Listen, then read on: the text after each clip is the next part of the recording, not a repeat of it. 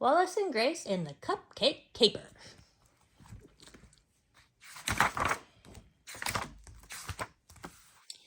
Chapter 1, I Spy. Let's play a game, said Wallace.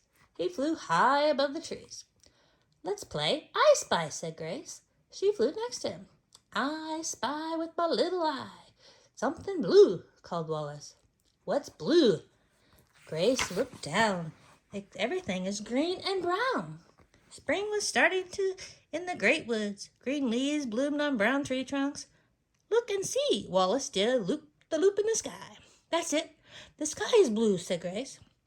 The sky isn't blue yet, just saying. Wallace liked to point things out. Grace sighed. Wallace was right. The sky was dark. It was very early morning. The sky would turn blue later when they were asleep. Wallace and Grace slept in the day. They worked at night. Owls do that. Here's a hint, said Wallace. Down, not up. Grace looked down. She spotted a pink earthworm poking up from the dirt. She spotted a bird with red wings in a nest. Do you give up? Asked Wallace. Grace hated to give up, but she didn't see anything blue. Wallace swooped low, and Grace followed. And there was a teeny tiny blue flower. Wallace was very tricky. Ta-da! Cried Wallace. Grace picked the flower and gave it a long sniff, and Wallace slurped up the pink earthworm. Thief! Thief! Someone called. Listen up, cried Wallace. Grace put her wing to her ear. The sound was far off, but owl ears are super good. Thief! Thief! They heard it again. Someone needs our help, said Grace. Hey-o-y! Cried Wallace. Let's go! Wallace and Grace were best friends. They were also detectives. They solved mysteries. They ran the Night Owl Detective Agency. They always found out who done it. Wallace and Grace circled the sky over the great woods. Who was calling? Down below, called Grace. They flew to an empty picnic table. Took you detectives long enough, grumbled Monty the chipmunk. He stood on a nearby log. His little arms were crossed. Do you need our help? Asked Wallace. I most certainly do, said Monty. Someone took my cupcake. You're a cupcake, Grace could go for a cupcake. She liked frosting more than earthworms. Are you sure? Most certainly. It was right here. Monty pointed inside the hollow log. And now it's not here. I know who stole it. You do? Wallace sighed. He'd been hoping for a mystery. Now there was no mystery. Sal stole it. Sal is a thief, cried Monty. Say what? Sal popped up out of his hole. His groundhog fur stuck up. He had a serious case of bedhead. I did not steal anything. Yes, you did. Little Monty stood nose to nose with Sal. Monty was fierce, even for a chipmunk. Whoa, everyone calm down. Wallace stepped between them. Monty, why do you think it was Sal? Said Grace. Grace was good at asking questions. Right before our winter nap, a boy had a birthday party here. Monty pointed to the picnic table. There was singing and presents and food. I love parties. What about the cupcake? Wallace liked to get the facts. A cupcake was left over, so I took it, said Monty. And I asked for a taste, said Sal, but Monty said no. He put the cupcake inside the log. I was saving it for my wake-up treat, explained Monty. Well, then what happened? Asked Wallace. We both went to sleep, said Sal. When I woke up, my cupcake was gone. Monty looked at Sal. Hey, don't look at me. I was asleep too, cried Sal. They were hibernating, Grace told Wallace. Hibernating is a big word for sleeping all winter. Grace loved using big words. I know all about hibernating. I also know groundhogs wake up on February 2nd to look for their shadow. Wallace poked Sal. You were awake while Monty was asleep. Well, I did wake up. I saw my shadow and went back to sleep, said Sal. Beginning, middle, and end of story. Thief, cried Monty again. Please take my case, Wallace and Grace. Sal folded his groundhog paws together. I need you to prove that I did not steal Monty's cupcakes. These detectives are mine, Sal. Monty puffed out his chipmunk cheeks. I need them to prove that you certainly did steal my cupcake. 2 new cases, said Wallace. Whose case will we take? Asked Grace. They needed a private partner talk. I think Sal did it, said Grace. He wanted the cupcake. He had the perfect time to take it while Monty was asleep. I don't think Sal did it. There's no evidence or proof that it was him, Wallace pointed out. We need to investigate, said Grace. We need more facts, said Wallace. Wallace and Grace will take both cases, said Grace.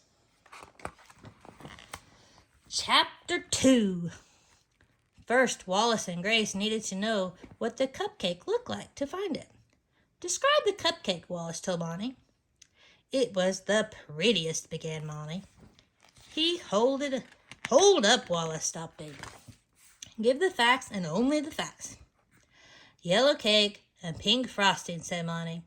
Here's a clue. Grace found a smear of pink frosting in the hollow log. Wallace opened up his little detective book, and he wrote all the clues there. Clue 1, frosting in the log. Grace looked for more frosting. She turned her head all the way around. Alice can do that. Aha, she cried. A blob of pink frosting right by the hole where Sal lives. Grace pulled out her little magnifying glass. She peered through it. It became everything looked much bigger. I saw paw prints in the frosting. I said, a groundhog print. Sal gulped. He hid his hands behind his back. This was not looking good for Sal. Wallace wrote, clue number 2, frosting print at Sal's home. That's evidence that Sal did it, said Grace. I knew it, cried Monty. Okay, said Sal. I did swipe my paw in the frosting, but then I saw my shadow. That means 6 more weeks of winter, said Grace. She knew things like that. I hate winter. I went right back to sleep. I left the cupcake in the log. Sal raised his little finger. Pinky promise. Monty refused to link pinkies. I do not believe you. Groundhog's honor, said Sal. I did not eat the cupcake. Said Wallace. Wallace always said when he was thinking. We need to find a witness. What's a witness? Asked Monty. Someone who saw Sal that day. A witness can prove he is telling the truth, said Wallace. Me! Nisha the snake slithered out from under the log. I was here on Groundhog's Day. Witness number 1, Nisha, wrote Wallace in his notebook. Everyone gathered around. Nisha smiled. She liked attention. I heard Sal woke up. Then I heard him lick his lips by the log. She pointed at Sal. He did it. Sal gulped. Things were really not looking good. Hold up, said Wallace. You heard Sal, but what did you see? Nothing. My eyes were closed. Snakes hibernate too. We need our beauty rest. Nisha tilted her head. Why? You never saw Sal. Maybe you heard someone else, said Wallace. Or if it was Sal, maybe he didn't eat the cupcake. Maybe he licked his lips to taste the frosting, said Grace. Or maybe he was licking up drool. I do not drool, cried Sal. We need an eyewitness. That's a witness who saw what Sal did, said Wallace. What about Scarlet? Grace looked up. She is always in her tree. Cardinals do not hibernate. Witness number 2, Scarlet, wrote Wallace. Wallace and Grace flew up. They landed on a branch above Scarlet's nest. The branch creaked. Shh, warned Scarlet. She covered her 2 eggs. My babies will hatch soon. Go away. What a messy nest, thought Wallace. Many things were woven into twigs. He quickly wrote a list in his notebook. Plastic spoon, swirled paper, chopsticks, long shoelace, half an action figure. Where were you on the morning of February 2nd? Grace asked Scarlet. Right here, said Scarlet. Now shoosh, I need to sit on my eggs. Grace didn't shoot. Did you see Sal? Did you see him eat a cupcake? I saw Sal, but the groundhog only swiped the frosting, said Scarlet. He did not eat the cake. Suddenly, there was a loud crack. "Wings in there, Grace!" cried Wallace. They flew off just in time. The branch snapped in half. "Detective work can be dangerous," said Grace. "Do you want to quit?" asked Wallace. He hoped not. They were good partners. "Never," said Grace. They went back to Monty and Sal. Nisha had slithered away. Scarlet was a good eyewitness. Sal was telling the truth. "Woo, woo," said Grace. "We solved both cases." Shake, shake, flap, flap. Grace did her celebration dance, and Sal joined in. Sal was a smooth dancer. Monty let out a whistle. "Stop the party." Grace stopped dancing. So did Sal. "I want answers. Who stole my cupcake if it wasn't Sal?" asked Monty. "You are right. We still have detective work to do," said Wallace. No case was over until Wallace and Grace knew all the answers. They looked inside the log again. "Yoy!" Wallace spotted a line of black ants marching out of the log, and they were eating crumbs. Yellow cake crumbs. "Follow those ants," said Grace. Chapter 3. Master of Trickery. Grace went first, then Wallace, then Monty, then Sal. They followed the parade of ants. It was hard not to step on them or eat them.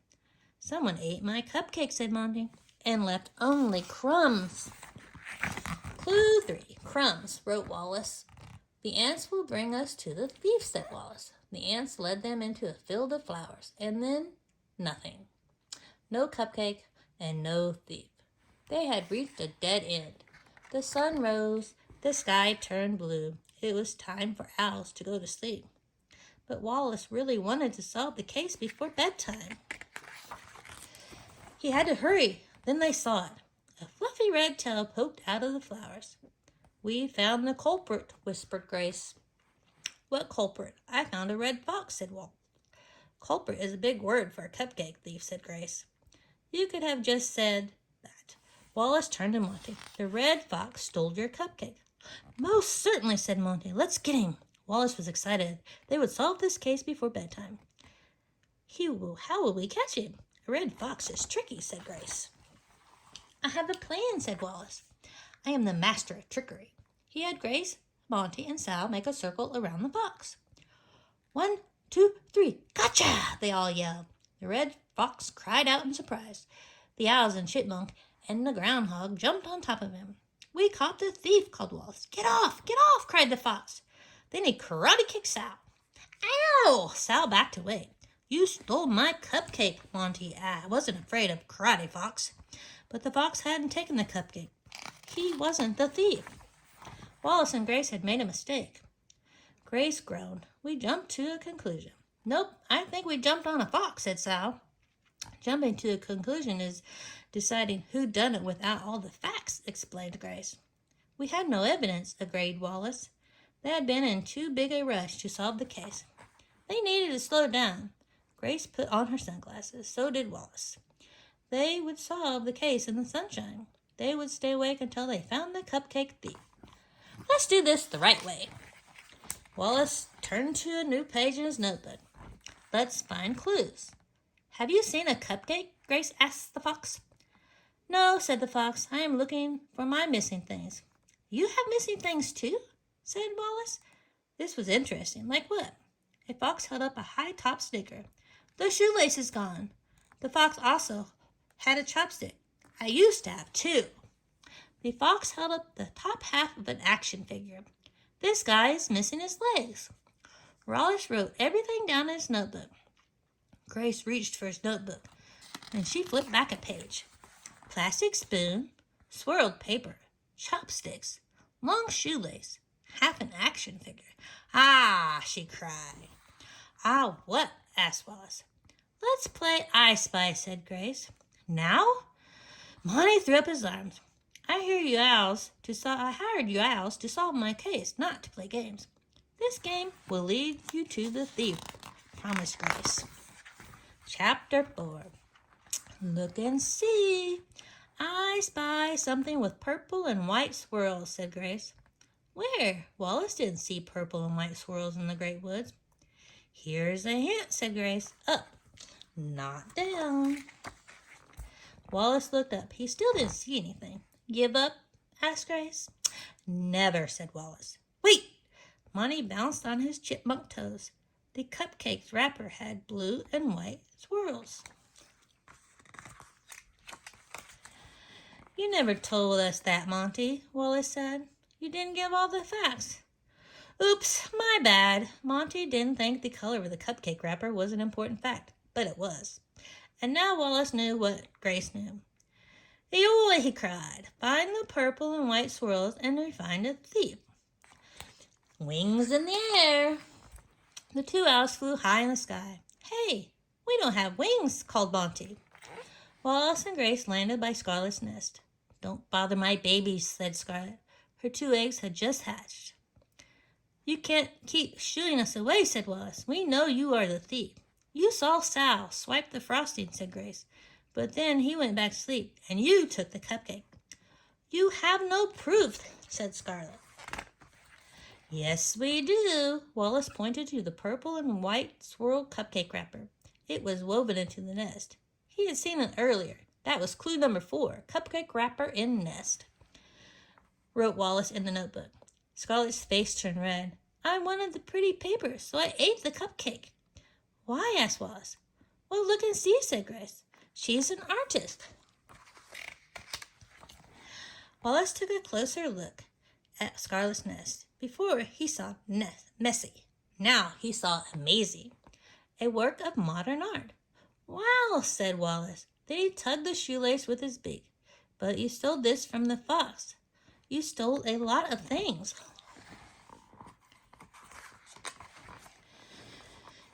"It was all in the name of art." Scarlet hung her head. "I'm sorry." "You can't steal," said Wallace. "You need to give everything back." "Poor Monty," said Grace. "She couldn't give back his cupcake." Right then the baby birds began to sing. Wallace had an idea. "She can give Monty something else," he said. A little later they flew Monty and Sal through the nest. Flying was tricky with a chipmunk and a groundhog on their back. "Look, no hands!" cried Sal. On the way, Grace told Monty that Scarlet was the thief, but she didn't tell him about the surprise. "It's a birthday party for the baby birds," cried Grace. "They're singing," cried Monty. "And dancing," said Sal. "And presents," said Scarlet. Grace handed Monty the purple and white swirled cupcake wrapper. It was filled with nuts and berries. "Yum," cried Monty. "I love parties even more than cupcakes." "Case solved," said Wallace. He gave Grace a high five. "2 cases solved," said Grace. "Time for bed." Wallace yawned. "Not yet," said Grace. "I want another turn. I spy something red." Scarlet swinged. This game was way too easy for Wallace. "No." Grace grinned. Wallace looked and looked and looked. "I can't find it." Grace had tricked the master of trickery. "I need a clue," said Wallace. "The back of the clue is in the front of you." Grace could be tricky too. Wallace looked closer. Then he clapped his wings together. "Now I see him." "Good detectives followed the clues," said Grace. "Always," agreed Wallace. Wallace and Grace were very good detectives. The end. Hope you enjoyed the book.